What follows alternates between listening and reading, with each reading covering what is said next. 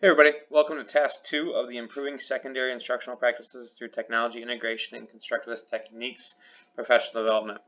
This task has two parts. The first part is a teacher-centered instructional example. So you can find that teacher-centered instructional example right here.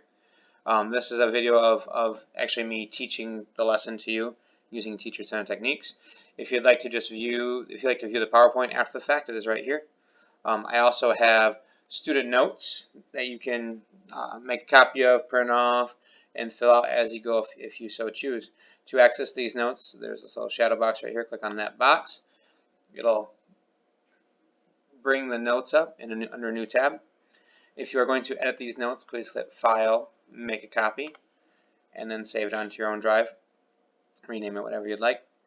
You can also print off these notes by clicking this print button right here, and it'll pop up all your printer information, so you could print it off. These notes are not an instrument for the study, so I do not need to see it, or you are not required to actually fill them in if you do not choose.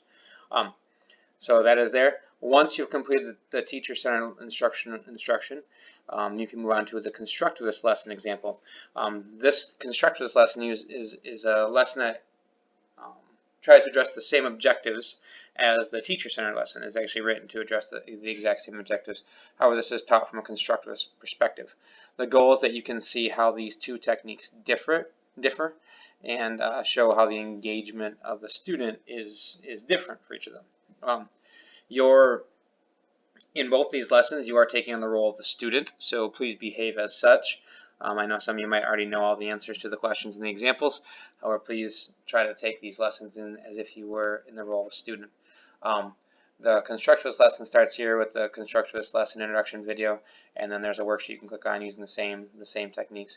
We'll start by watching the introduction video, and then there's a link to Desmos.com, which you'll use during the video, as well as a reminder on how to use the protractors. And if you don't have a protractor at home, it's okay. This video will show you a way that you can still measure the angles even if you don't have a protractor. And at the end, there's a constructivist lesson conclusion, which I need to still make and upload. And you can view that video when you're all done. As always, if you have any questions, feel free to email me at my email address. And once you are done with this lesson, you can move on to task 3. So, thank you, and have a great day.